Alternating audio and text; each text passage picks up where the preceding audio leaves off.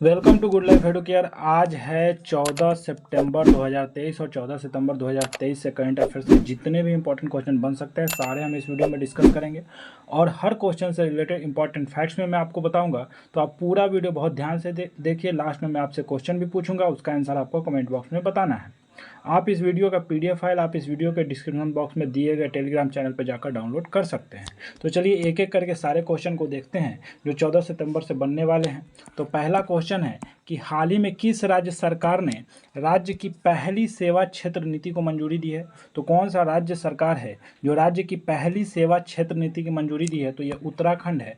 इसका answer B हो जाएगा। उत्तराखंड ने अभी राज्य की पहली सेवा क्षेत्र नीति को मंजूरी दी है। तो उत्तराखंड इस सेवा क्षेत्र नीति से 20 लाख रोजगार सृजित करेंगे और 10 लाख श्रमिकों को कौशल विकास प्रदान करने का लक्ष्य रखा गया है। तो ये उत्तराखंड सरकार ने इसको मंजूरी दी है।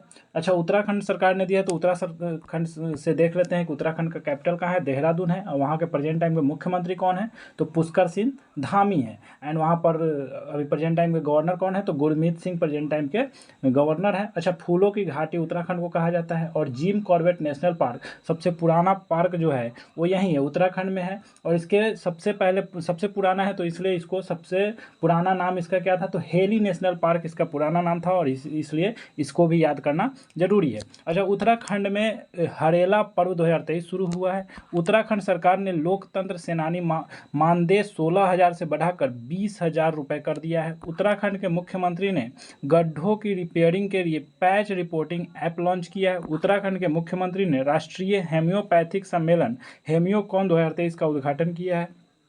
तो उत्तराखंड से आपको इतना तथ्य याद रखना है। चलिए नेक्स्ट क्वेश्चन की बात करें तो नेक्स्ट क्वेश्चन, हाल ही में FIH ने किस देश से ओलंपिक क्वालिफायर की मेजबानी की अधिकार वापस लिया है? तो FIH ने अभी हाल ही में पाकिस्तान से ओलंपिक क्वालिफायर की मेजबानी का अधिकार लिया है।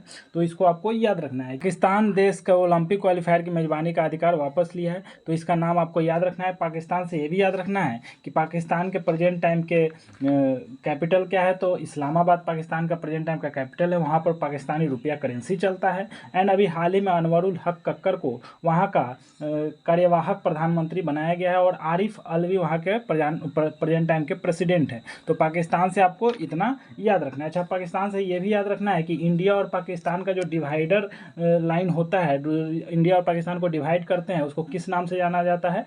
तो रेड क्लिफ लाइन के नाम से जाना जाता है। अच्छा, इंडिया चाइना कौन से लाइन से डिवाइड होती है? तो मैकमोहन लाइन से डिवाइड होती है। ये सब एग्जाम में पूछे जाते हैं। अच्छा, पाकिस्तान और अफगानिस्तान को कौन सा लाइन डिवाइड करता है? तो डुरंड लाइन इसको डिवाइड करता है। उसी तरह US और कनाडा को कौन सा लाइन डिवाइड करता है? तो फोर्थ पैरेलल लाइन इसको डिवाइड करता है। अच्छा, उसी तरह north Korea and south Korea सटा है, उसको कौन सा लाइन डिवाइड करता है? उसका नाम क्या है? तो 38th पैरेलल उसको डिवाइड करता है। तो ये सारे लाइन्स को आपको याद रखना है, एग्जाम में अक्सर पूछे जाते हैं। अच्छा, पाकिस्तान ने विदेशी निवेशकों को आकर्षित करने के लिए नई वीजा नीति का अनावरण किया है। पाकिस्तान करतारपुर कॉरिडोर में थीम पार्क विकसित करेगा।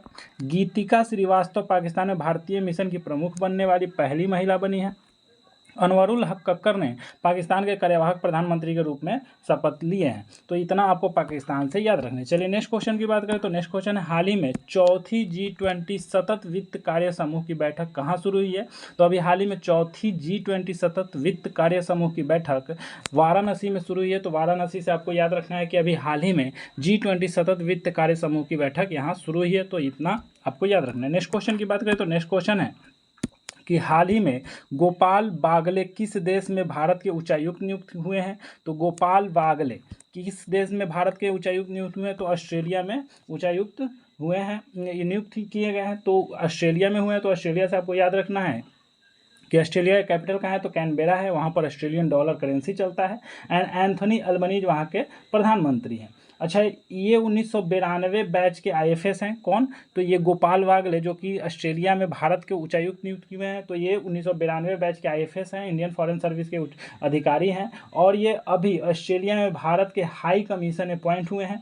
तो ये अभी तक श्रीलंका के भारत के हाई कमीशन थे और अब ये ऑस्ट्रेलिया के बनाए गए हैं। तो इतना आपको याद रखना है। अच्छा, अभी हाल ही में अमित एस तेलंग को गुयाना में भारत के अगले उच्चायुक्त के रूप में नियुक्त किया गया है। निकारगुआ में अगले भारतीय दूत के रूप में सुमीत सेठ को नियुक्त किया गया है। इरशाद अहमद को सीरिया में भारत का अगला राजदूत नियुक्त किया गया है। प्रभात कुमार को दक्षिण अफ्रीका में भारत का अगला उच्चायुक्त नियुक्त किया गया है। तो इतना आपको अभी नियुक्ति से याद रखना है। नेक्स्ट क्वेश्चन की बात करें तो नेक्स्ट क्वेश्चन है, हाल ही में यान विल्मुट का निधन हुआ है, वह कौन थे? तो यान विल्मुट का निधन अभी हाल ही में हुआ है, तो वह कौन थे? तो एक प्रसिद्ध वैज्ञानिक थे। तो इनका नाम आपको याद रखना है कि इन्होंने अभी डॉली नाम का एक क्लोन शिप बनाया था और इन्हीं का अभी हाल ही में निधन हुआ है, यान विल्मुट का। तो एक अभी प्रसिद्ध वैज्ञानिक थे, इनका अभी निधन हो गया, तो एग्जाम में पूछे जा सकते हैं, इसको आपको याद रखना है। चलिए नेक्स्ट क्वेश्चन की बात करते हैं। तो हाल ही में सबसे तेज 150 वनडे इंटरनेशनल विकेट लेने वाले भारतीय स्पिनर कौन बने हैं? तो अभी सबसे तेज 150 वनडे इंटरनेशनल विकेट लेने वाले भारतीय स्पिनर कुलदीप यादव बन गए। तो इसका आंसर हो जाएगा ए, और इनका नाम आपको याद रखना है कि अभी 150 वनडे इंटरनेशनल विकेट लेने वाले भारतीय स्पिनर कुलदीप यादव बन गए हैं। ये महत्वपूर्ण है, मात्र ये 88 मैच में 150 ओडीआई विकेट ले चुके हैं, तो यह सबसे तेज है भारत स्पिनर के तरफ से। चलिए नेक्स्ट क्वेश्चन की बात करें तो नेक्स्ट क्वेश्चन है कि हाल ही में कहाँ के शोधकर्ताओं ने कैंसर कोशिकाओं को नष्ट करने के लिए दृष्टिकोण विकसित किया है? तो अभी कहाँ के शोधकर्ताओं ने कैंसर कोशिकाओं को नष्ट करने के लिए दृष्टिकोण विकसित किया है? तो यह IIS बेंगलोर है, SC बेंगलोर है। तो ये अभी कैंसर के कोशिकाओं को नष्ट करने के लिए दृष्टिकोण विकसित किया है। तो ये आप इम्पोर्टेंट है कि किस कहाँ के शोधकर्ताओं ने इसका विकास किया है?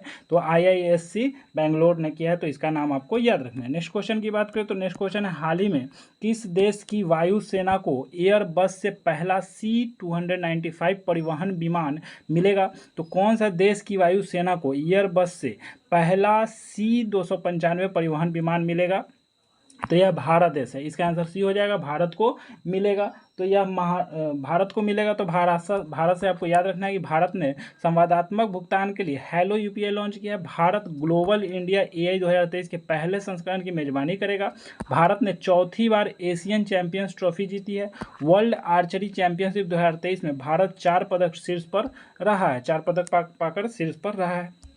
दक्षिण एशिया का पहला प्रजाति अस्तित्व केंद्र भारत में स्थापित किया जाएगा। तो इतना आपको भारत से याद रखना है। नेक्स्ट क्वेश्चन की बात करें तो हाल ही में किसने 5वीं बार राष्ट्रीय व्हील चेयर रग्बी चैंपियनशिप जीती है? तो अभी हाल ही में 5वीं बार राष्ट्रीय व्हील चेयर रग्बी चैंपियनशिप जीती है, तो यह महाराष्ट्र है। तो महाराष्ट्र से आपको याद रखना है कि महाराष्ट्र ने कर्नाटका को हरा करके यह 5वीं बार व्हील चेयर रग्बी चैंपियनशिप जीती है। तो अभी याद रखना है कि महाराष्ट्र ने जीती है। तो महाराष्ट्र से ये भी याद रखना है कि महाराष्ट्र का कैपिटल कहाँ है? तो महाराष्ट्र का कैपिटल मुंबई है। वहाँ के प्रेजेंट टाइम के CM कौन है, चीफ मिनिस्टर कौन है? एकनाथ शिंदे एंड रमेश बैस वहाँ के प्रेजेंट टाइम के गवर्नर है। नेक्स्ट क्वेश्चन की बात करें तो नेक्स्ट क्वेश्चन है कि हाल ही में ITIA ने सिमोना हैलेप पर डोपिंग के आरोप में कितने साल का प्रतिबंध लगाया? तो सिमोना हैलेप पर डोपिंग का आरोप लगाया किसने? तो ITIA ने। तो कितने साल का प्रतिबंध लगाया? तो 4 साल का प्रतिबंध लगाया। तो ITIA क्या है? तो इंटरनेशनल टेनिस इंटीग्रिटी एजेंसी है, इसने 4 साल का प्रतिबंध लगाया है। तो सिमोना हैलेप पर लगाया है और ये कहाँ की? रोमानिया के हैं, तो इन पर 4 साल का प्रतिबंध लगा है। नेक्स्ट क्वेश्चन की बात करें तो नेक्स्ट क्वेश्चन है, हाल ही में राष्ट्रपति द्रौपदी मुर्मू ने कहाँ किसानों के अधिकार पर पहली वैश्विक संगोष्ठी का उद्घाटन किया है? तो अभी राष्ट्रपति द्रौपदी मुर्मू ने किसानों के अधिकार पर पहली वैश्विक संगोष्ठी का उद्घाटन किया है, तो यह नई दिल्ली में किया गया है। तो न्यू दिल्ली में किया गया है। तो इतना आपको याद रखना है कि अभी राष्ट्रपति हैं हमारे देश की द्रौपदी मुर्मू, उन्होंने किसानों के अधिकार पर पहली वैश्विक संगोष्ठी नई दिल्ली में का उद्घाटन किया है। नेक्स्ट क्वेश्चन की बात करें तो हाल ही में तूफान डेनियल ने किस देश के डरना शहर का 20% हिस्सा तबाह कर दिया है?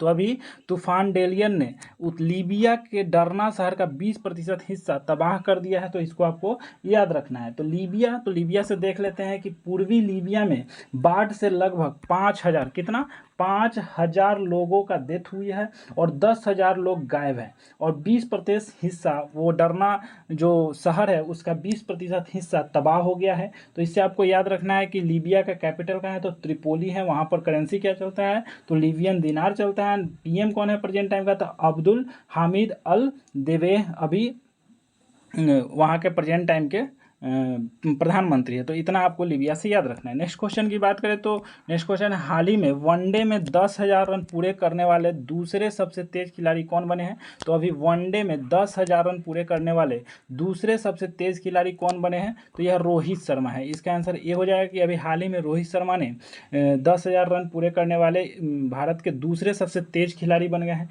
इससे पहले विराट कोहली है जो सबसे तेज, उन्होंने सचिन तेंदुलकर को पीछे छोड़ते हुए सबसे तेज रन बनाया था। उसके बाद अब रोहित शर्मा है सेकंड नंबर पे जो कि 10,000 रन बनाए हैं सबसे तेज। विराट कोहली ने 205 पारियों में बनाया था और रोहित शर्मा 241 पारियों में सबसे तेज बनाया है। नेक्स्ट क्वेश्चन की बात करें तो नेक्स्ट क्वेश्चन है, हाल ही में किसे नैसकॉम के उपाध्यक्ष के रूप में नियुक्त किया गया है?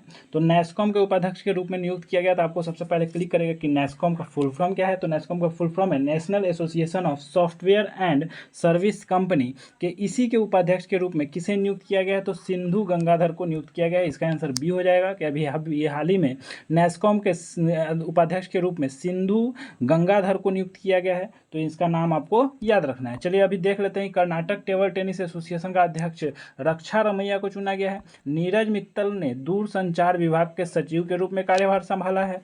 श्याम सुंदर गुप्ता ने मध्य रेलवे के प्रधान मुख्य परिचालन प्रबंधन के रूप में कार्यभार संभाला है। नैसकॉम ने राजेश नाम्बियार को अपना चेयरपर्सन नियुक्त किया है एंड नागरिक उड्डयन सचिव के रूप में वी वलनाम को नियुक्त किया गया है। तो इतना आपको याद रखना है इस क्वेश्चन से। नेक्स्ट क्वेश्चन की बात करें, आज की करंट अफेयर्स की लास्ट क्वेश्चन की बात करें तो हाल ही में किस नगर निगम ने कैश फॉर वेस्ट योजना शुरू की है? तो अभी हाल ही में कौन से नगर निगम है जो कि कैश फॉर वेस्ट योजना शुरू की है? तो यह पटना है, बिहार का पटना है कैपिटल, इसका सी आंसर हो जाएगा। इसने अभी कैश फॉर वेस्ट योजना शुरू की है। तो इससे आपको याद रखना है कि पटना अभी सूखे कूड़े को हर वस्तु का रेट डिसाइड किया गया है और हर वस्तु के बदले में पटना नगर निगम लोगों को कैश देगा और जिससे पूरा नगर स्वच्छ रहेगा। तो ये इंपॉर्टेंट है, इसका आपको याद रखना है। अब लास्ट वीडियो के क्वेश्चन को देख लेते हैं, उसको डिस्कस कर लेते हैं कि लास्ट वीडियो में आपसे क्वेश्चन पूछा गया था कि हाल ही में कहाँ दुनिया का सबसे ऊंचा लड़ाकू हवाई अड्डा बनेगा? तो यह लद्दाख में बनेगा। इसका आंसर लद्दाख हो जाएगा। इसके बारे में आपको ज़्यादा से ज़्यादा लिखना था। चलिए आज के वीडियो से आपके लिए क्वेश्चन है कि हाल ही में भारत ने किस देश को G20 की अध्यक्षता सौंपी है? तो इसका 4 देश का नाम यहाँ पर दिया हुआ है, इसमें से एक का आंसर है, उसके बारे में ज़्यादा से ज़्यादा लिखना है। G20 के बारे में ज़्यादा से ज़्यादा लिखना है, क्योंकि आप जितना लिखोगे उतना आपको याद रखेगा। अगर आप चैनल पे नए हैं तो चैनल को सब्सक्राइब जरूर करें। चैनल के बगल में एक बेल आइकन है, उसको दबा लें, क्योंकि बेल आइकन दबाने से ये होता है कि जब भी इस चैनल पर वीडियो डलेगा तो आपको सबसे पहले नोटिफिकेशन मिल जाएगा। अगर ये वीडियो आपको अच्छा लगा है तो वीडियो को लाइक ज़रूर करें, इसको शेयर ज़रूर करें और ज़्यादा से ज़्यादा इसको इम्प्रूव करने का कोई सजेशन है तो कमेंट करें। तो उम्मीद करते हैं कि आपको वीडियो अच्छा लगा होगा, आप स्वस्थ होंगे, मस्त होंगे। फिर मिलते हैं नेक्स्ट वीडियो में नेक्स्ट करंट अफेयर के साथ। तब तक के लिए जय हिंद।